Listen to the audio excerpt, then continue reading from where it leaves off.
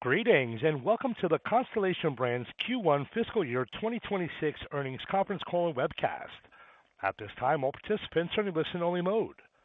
A question-and-answer session will follow the formal presentation. You may be placed into question queue at any time by pressing star one on your telephone keypad, and we ask you please limit yourselves to one question, then return to the queue.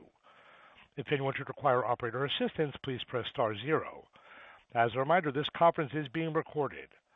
It's now my pleasure to introduce your host, Joseph Suarez, Vice President, Investor Relations. Please go ahead, sir. Thank you, Kevin. Good morning, all, and welcome to Constellation Brands Q1 Fiscal 26 conference call. I'm here this morning with Bill Newlands, our CEO, Garth Hankinson, our CFO, and Blair Bienema, our new Vice President of Investor Relations, who will assume leadership of the function after today. Blair brings great expertise to the role. He began his career as a buy-side equity analyst and has worked across our corporate development, treasury, and beer commercial finance teams for the last 10 years. I will work closely with Blair over the coming weeks to ensure a seamless transition of the function. We trust you had the opportunity to review the news release, CEO and CFO commentary, accompanying quarterly slides, and a recently updated annual brand appendix slides made available in the investor section of our company's website, www.cbrands.com. On that note, as a reminder, reconciliations between the most directly comparable GAAP measures and any non-GAAP financial measures discussed on today's call are included in the news release and website, and we encourage you to also refer to the news release and Constellation's SEC filings for risk factors that may impact forward-looking statements made on this call. Before turning the call over to Bill and Garth, please keep in mind that, as usual, answers provided today will be referencing comparable results unless otherwise specified. Lastly, in line with prior quarters, I would ask that you limit yourselves to one question per person, which will help us end our call on time. Thanks in advance, and over to you for questions. Thank you. We'll now be conducting a question-and-answer session. If you'd like to be placed into question queue, please press star one on your telephone keypad. As a reminder, please limit yourselves to one question, then return to the queue. Our first question today is coming from Dara Mohsenian from Morgan Stanley. Your line is now live. Hey, good morning. Hey, Dara. So just wanted to discuss your confidence in the unchanged full-year beer revenue growth outlook as well as margin guidance. So we've obviously seen some industry weakness ramp up in May and June. You know, your depletion decline in fiscal Q1 was similar to Q4 if you strip out one last day. I understand that, but presumably some of this industry pressure ramped up towards the end of the quarter in June, at least in the track channel data. So can you just discuss confidence in your beer volume growth outlook? And at some point it implies you move back to depletion growth. Maybe just give us some more context on a quarterly basis when we should start to see that. And then also just on the margin side, with incremental aluminum pressure with the higher tariffs, can you talk about what sort of the offset is to allow you to still deliver profitability on a full year basis in the beer side in line with what you were expecting previously? Thanks. Sure, Dara, why don't I start and Garth will come in with the margin question. I think it's important to point out that the quarter was as we expected. We saw a significant amount of consumer concern that has continued from the past quarters into this quarter, but this quarter was as we expected. Recall, this is going against the strongest quarter that we had last year. Q1 was what I would describe as a normal quarter for us, and as you pointed out, there was one less selling day in the quarter. I think the important thing to point out is sequential improvement is required for us to accomplish our guidance, but it's not predicated on significant consumer change. We're going against much easier comps as we head into the summer in scanner data. You may recall that in July of last year was when things started to decelerate, both for us and for the overall industry. So we're going against easier comps as we progress into the summer months. Garth, you want to touch on the margin point? Yeah, I'll touch on the margin point, but before I touch on the margin point, again, as Bill said, we feel confident with our outlook for the year, which is why we affirm guidance, and we haven't seen any changes in consumer behavior. That being said, there are still some macroeconomic factors, if you will, that we continue to monitor, and there continues to be some uncertainty in the macro backdrop. We've seen from our banking partners and from the Fed some reductions in expectations around GDP growth, as well as some softening in expectations with inflation, unemployment, and interest rates. That being said, there's a lot of guesswork, I think, more so in this year's forecast as it relates to things like the impact of potential tariffs or the potential impact of tariffs and the potential impact of on unemployment of government-related layoffs.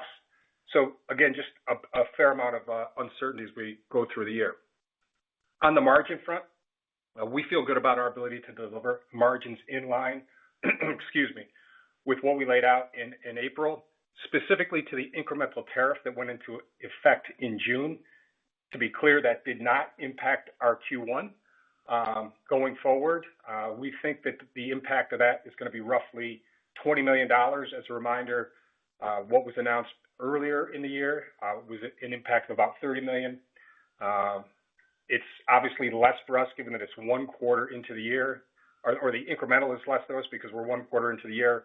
And from a seasonality perspective, it's, the first quarter is the highest quarter. Volume-wise, we don't expect that we're going to be able to fully offset this incremental tariff. So that'll be about a 20 basis point hit, but we still believe that we can deliver margins in line with what we outlined in April. Thank you. Our next question today is coming from Nik Modi from RBC. Your line is now live. Yeah, thank you. Good morning, everyone. Bill, I know this might be a hard question to answer, but I know you guys are doing a lot of work regarding the Hispanic consumer. It almost feels like it's getting a bit worse in terms of, just at least from the headlines of the raids and, kind of where they're targeting consumers, in normal places of shopping. I'm just curious, there's got to be a breaking point at some point, and obviously this is a big driver that is weighing on your business. So I'm curious if you have any perspective on, how long you think this might go on. And again, I know this is a hard question to answer. Do you have any perspective from the administration in terms of when some of these raids will start to calm down? Any perspective around that, I think, would be helpful. Sure. Thanks, Nick. As you know, you're right. This is very hard to call as to what the consumer reaction is going to be going forward. I think the important part that we continue to look at is, first of all, our loyalty is very strong and remains very strong with the Hispanic consumer base. Our loyalty is increasing in the general market, and we are continuing to invest against our business to support the consumer as they progress down this path. Importantly, our brand health measures remain as strong as they ever have. We'd be hard pressed to tell you when you see a fair amount of change. Both Hispanic and non-Hispanic consumers are concerned about inflation and about cost structure. But I also would point out that the percentage of alcohol in the basket has remained constant, even though the basket has gotten smaller relative to what consumers are doing with consumer goods. So our focus has been on control the controllables. We have seen high single-digit share gains in the shelf.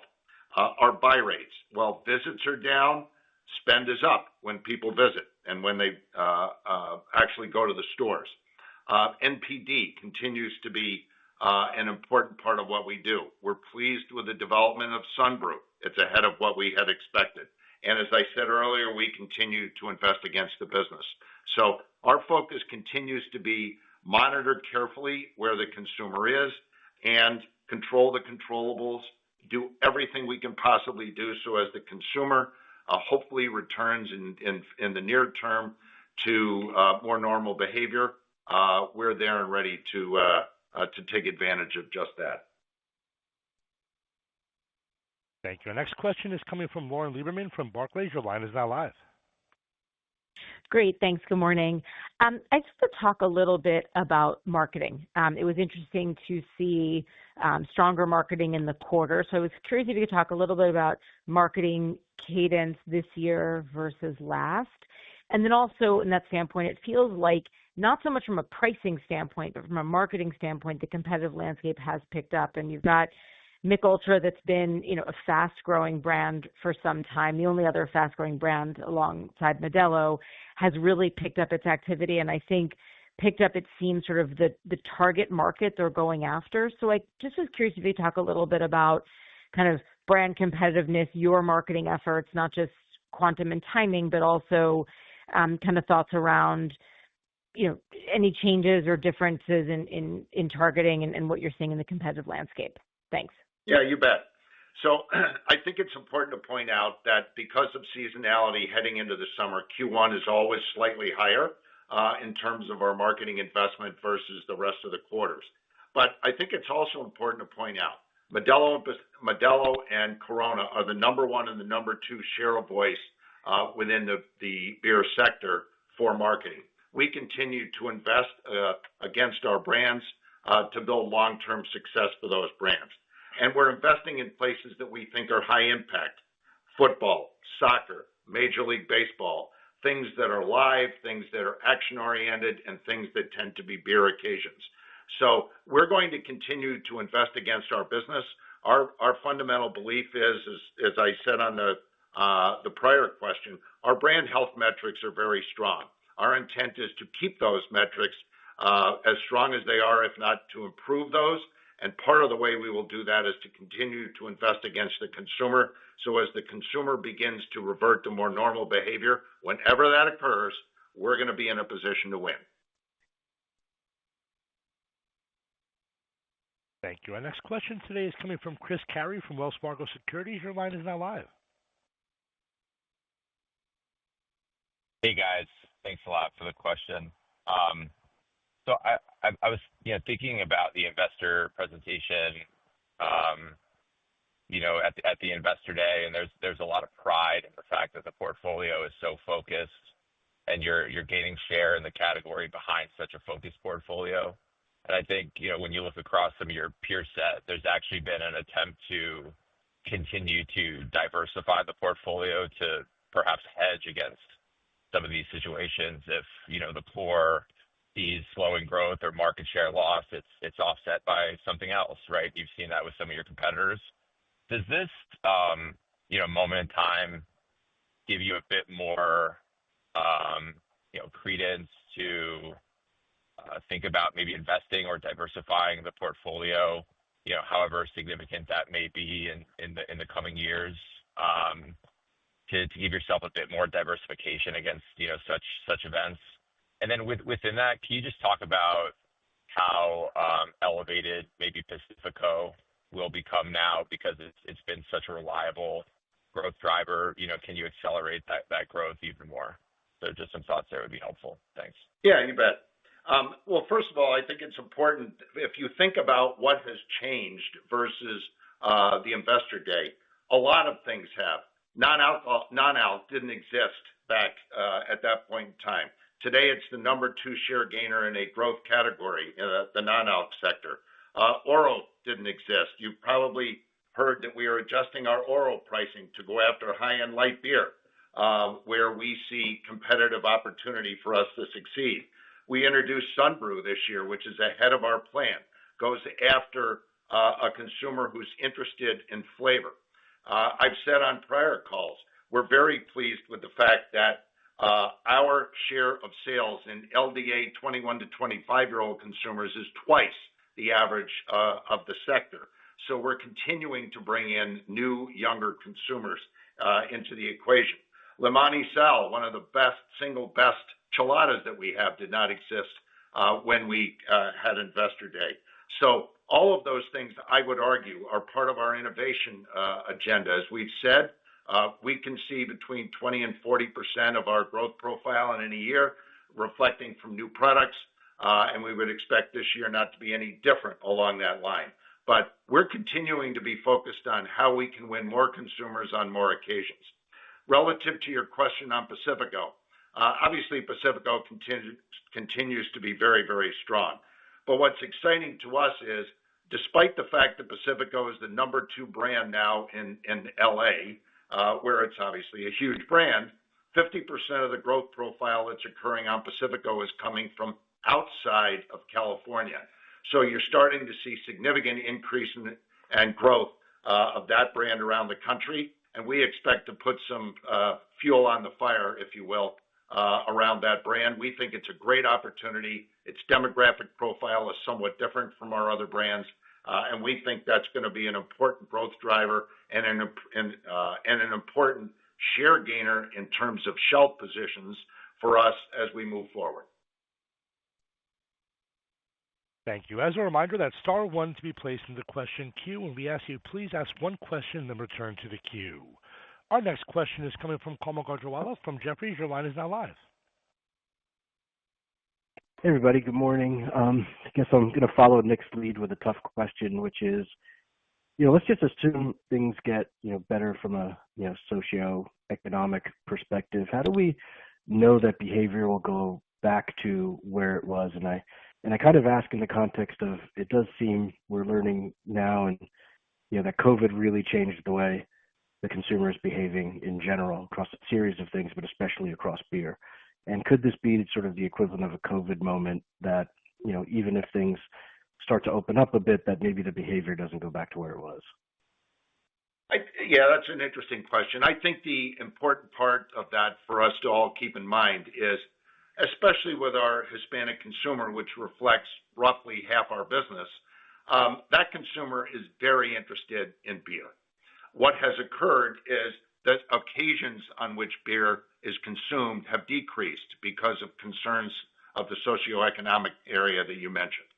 So when you look at the fact that consumers are not going out to eat as much as they had, they're having less social occasions at home, it doesn't change their interest in consumption of beer. It simply has been that those occasions have been decreased of when that occurs. So I think you're going to easily see it revert to a more normal scenario as the macroeconomic scenario comes back to a more normal environment. Thank you. Next question today is coming from Peter Galbo from Bank of America. Your line is now live. Hey, good morning, Bill and Garth. Thanks for the question. Good morning. Morning.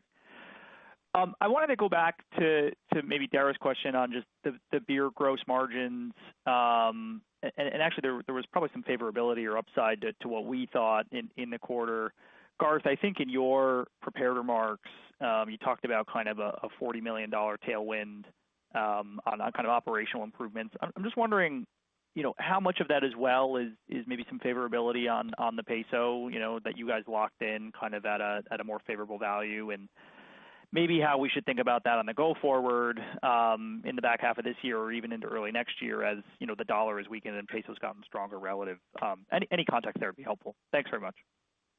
No, thanks for the question, right? So just, as you know, we have a pretty robust hedging policy. It's a hedging policy that starts sort of 3 years in advance of any one fiscal year. So, we're pretty good at this point to be able to manage the impact and smooth the impact of any currency and, for that matter, commodity risk from year to year. As we entered this year, on the peso front, we were hedged in the low 70% range, which is a little bit higher than what we normally target to start the fiscal year. As we saw some favorability earlier in the year with the peso, we did layer in incremental hedges for this year. And for this year, now we're up hedged for the peso over 80-ish%. And then we later in incremental hedges, for that matter, for FY27 and FY28 to take advantage of that favorability. So as we sit here looking at the balance of the year, there's still potentially a little bit of opportunity across the whole basket of currency and commodities. But specific to the peso, we feel the peso is probably a little bit overvalued right now due to the de-dollarization. We'll continue to look for opportunities to take advantage of any changes that go in our favor there. But the impact is certainly not as material as it was earlier in the year, largely due to the incremental hedging we did through the quarter. Thank you. Next question is coming from Andrea Teixeira from JP Morgan. Your line is now live. Hi, good morning, everyone. Thank you for the question.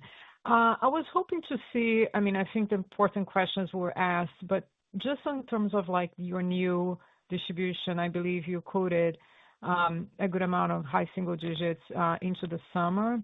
So I was hoping to see if there is any, obviously with the conditions that the industry is in right now, but just to understand how the velocity has been so far and the level of incrementality you're seeing within a baseline. Of course, we know what the industry has been facing and the depletions on the negative front, but just thinking how you are positioning as we go into the summer season and how does that, velocity is behaving from now. Sure. So distribution is going to continue to be a critical part for us. And fortunately, as the number one share gainer in the category, we are in position to continue to gain distribution and shelf positions. I think that's important for us as you see strong growth profiles for things like Pacifico, which we talked about a moment ago, and SunBrew, and things that really are demanding more shelf position because of their strong start in the marketplace. So we believe that that's going to continue to be an important part of our growth profile as we go forward, is broadening that distribution. And our team is very focused on that. It goes right back to what I said before, which is control the controllables. Our loyalty remains strong. We are seeing continuing improvement in the loyalty that we see with our Hispanic consumer, and it's growing in the general market. That speaks to the long-term benefit against your velocity question, and I think that will be an important part. Another thing that I would point out where we're spending a lot of time is in price pack architecture. It's an area where, as the consumer may be more concerned about inflationary trends, it would be important to have the right pack set at the right price points so that no matter what the consumer has available to them to spend, we have a product available to them for that quantum that they have available to them. So that all of those things are critical elements about what we call the controllables that we're going to be focusing on as the year progresses. Thank you. Next question is coming from Filippo Falorni from Citi. Your line is now live. Hi, good morning, everyone. I wanted to get your perspective on the pricing environment in beer. Obviously, the category is under a lot of pressure across the board. How are you seeing the pricing implemented this year being taken in the market? And are you seeing any competitors maybe relying a little bit more on promotions to try to accelerate the volume in the category? Thank you. I think there is some additional price promotion that's gone on in the marketplace.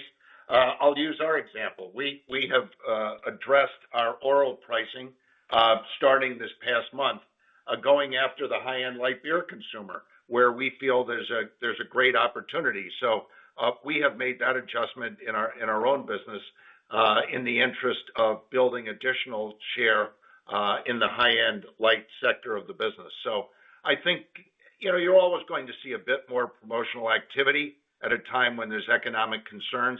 So that doesn't surprise us. But again, this goes right back to what we started with, which is our brands are strong and the loyalty is strong, and that at the end of the day is going to win the day. Thank you. Next question today is coming from Bonnie Herzog from Goldman Sachs. Your line is now live.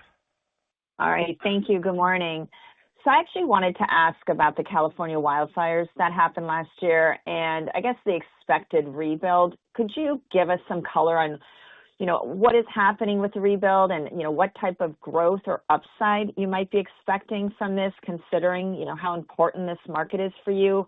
And then maybe clarify for us if the rebuild, potential upside is factored into your guidance. Thanks. Sure. As many people know, and we've seen this at various, what I will call external factors, hurricanes in the east or fires in the west. Anytime you see that sort of thing, there's a short-term hit and a somewhat long-term upside because as you clean up and then rebuild, you're creating great job opportunities that tend to include interesting beer moments.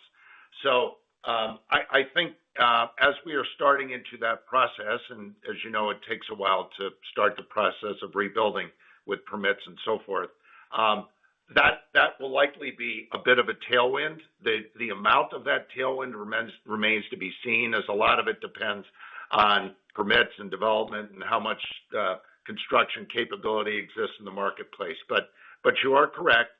That ultimately will be a bit of a tailwind, and yes, that is built into our expectations of our guidance going forward. That being said, Bobby, I think it's important to point out that California, has experienced some consumer challenges from the macro environment as it relates to things like, unemployment, particularly for the Hispanic consumer, and even construction there. While we expect that there will be some benefits, as Bill just noted before, construction employment remains down year over year in California. So far, again, right. Should be some benefit longer term, but short term, still some macro headwinds in the state.